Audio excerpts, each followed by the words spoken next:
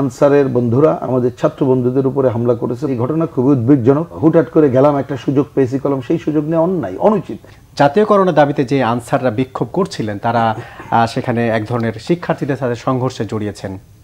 প্রশ্ন হচ্ছে যে এই একটা কমিটি গঠন করা হলো, আশ্বাস দেওয়া হলো তাদের কমিটির রিপোর্টের ভিত্তিতেই তাদের চাকরি জাতীয়করণের বিষয়টা তারা উপদেষ্টা ভেবে দেখবেন, তাহলে তড়িঘড়ি করে রাতেই বিক্ষোভ করতে হলে কেনই বা শিক্ষার্থীদের সাথে সংঘর্ষে জড়াতে হলো? এর পিছনে ভিন্ন কোনো কারণ কি থাকতে পারে? না, আমি আসলে সর্বশেষ যেটা, আমরা তো এখনো পুরোপুরি ঘটনা টিডবিট সব জানিনি, জানলাম এটা খুবই উদ্বেগজনক। কিন্তু উদ্বেগজনকের জায়গাটা আমি এইভাবেই জিনিসটা বলতে চাই যে তারা শুনছি আজকে দিনভরে এই ঘটনা ঘটিয়েছে, তারপর আপনি যে তথ্য দিলেন, কিন্তু কেন ক্ষিপ্রতার সাথে বিকালের মধ্যে এইটার একটা সমাধান করা গেল না? আমার কাছে সেটা একটা বড় প্রশ্ন। কারণ এটা আমরা জানি যে ঘটনাটা আমরা এইবারে যে একটা, যে দেখেন একটা স্বৈরাচার এবং ফ্যাসিলিটি ব্যবস্থা উচ্ছেদের পর ব্যবস্থা বদলের কথা বলছি কেন? একটা জিনিস তো উচ্ছেদ হলেই তো সাথে সাথে উচ্ছেদ হয়ে যায় না, তার নানা ধরনের উপসর্গ থাকে। তাইলে আপনাকে তো প্রত্যেকটা মুহূর্ত সতর্ক থেকে এই ধরনের ঘটনার ক্ষিপ্রতার সাথে দ্রুত সমাধানের দিকে যেতে হবে। এখন আমি জানি না, আমি দুইটা আইডিয়া আলাপ করি। কারণ এর আগে ছাত্ররা যেমন গেল, আমাদেরই কি বলবো যে সন্তান তুল্যই তো এরা, যারা গেল এইচএসসি পরীক্ষা নিয়ে, তারা উঠে গেল 17-18 তলায়।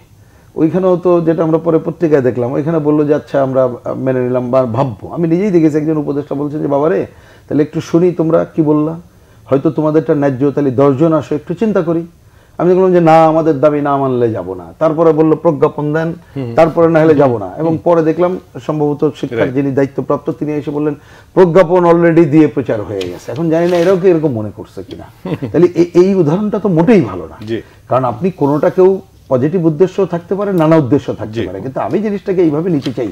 আমরা যেহেতু একটা বিজয়ের পরে এই জায়গাটা আসছি, আপনি এখন কত বেশি, যে উনিও দেখবেন যে সবাইকে কনসলিডেট করার কথা বলছে। কারণ এই ধরনের কাজে যদি সময় যায়, তাহলে এতক্ষণ ভাষণ নিয়ে যে পজিটিভ আলোচনা করলাম ওই কাজ কখন করবে? তাহলে তো আরো নানা সংকট তৈরি হবে। সুতরাং আমি পয়েন্টটাকে প্রথমে এটাকে দেখি, আজকের এই ঘটনা খুবই উদ্বেগজনক। সবচেয়ে উদ্বেগজনক হচ্ছে যেটা এখন দেখছি যে আনসারের বন্ধুরা, আমি বন্ধুরাই উল্লেখ করলাম, আমাদের ছাত্র বন্ধুদের উপরে হামলা করেছে। পরে আবার ছাত্র বন্ধুরা লাঠিসোঁটা নিয়ে এসেই তাদেরকে এখানে করতে হয়েছে। সেনাবাহিনী এসে ব্ল্যাঙ্ক ফায়ার করে নিয়ে এইটার একটা সর্বশেষ হয়তো আপাতত করতে হয়েছে। এবং আরো উদ্বেগজনক আমি বলছি, খুবই দায়িত্ব নিয়েই বলছি, এই ঘটনার পরে রাতে এই আসার সময় দেখলাম গাড়ি, তো আপনাদের গাড়ি ঘুরে আসতে হলো প্রধান উপদেষ্টার বাড়ির কর্ডন এমন, এবং উনি ওনাকে যেতে হয়েছে আমি বলবো সচিবালয়। তো জিনিসটা তো এইটা আমাদের কাঙ্ক্ষিত না। আমরা যখন একটা পজিটিভ ভাবে আগাচ্ছি তখন এই ধরনের ঘটনা কাঙ্ক্ষিত না। এই ঘটনা কেন হলো সেটা খুঁজে বের করা দরকার। এবং আমি এর থেকে অন্ততপক্ষে এই শিক্ষাটা বলতে চাই, উনি ওই যেটা বলেছেন আমি দ্বিমত করছি না, যে কার কার দাবি দেওয়া, হুটহাট করে গেলাম, একটা সুযোগ পেয়েছি কলম, সেই সুযোগ নেওয়া অন্যায়, অনুচিত। কারণ আমরা একটা গভীর সংকট এবং গভীর অর্থনৈতিক সংকটের মধ্যে দায়িত্ব নিয়েছি। সুতরাং এই অর্থনৈতিক সংকটটা আপনি মিনিমাইজ না করলে অনেক কিছু আপনি করতে পারবেন না। আপনি বলতে পারেন আমি নীতিগতভাবে ভাবছি, তাও হুট করে কেন ভাববেন? সবকিছুতেই ঠান্ডা মাথায় ভাবতে হবে। এই জন্য অবশ্যই সময় দিতে হবে। দাবি দেওয়া করুক, সেটা নিতে হবে, সময় দিতে হবে। কিন্তু আমার সবচেয়ে বড় কথা, এই ধরনের ঘটনার সাথে সাথে ক্ষিপ্রতার সাথে সমস্যার সমাধানে যেতে হবে। তাই না হলে যে কোনো, মানে সে শক্তি বলেন অপশক্তি বলেন, তারা কিন্তু সুযোগ নেবে।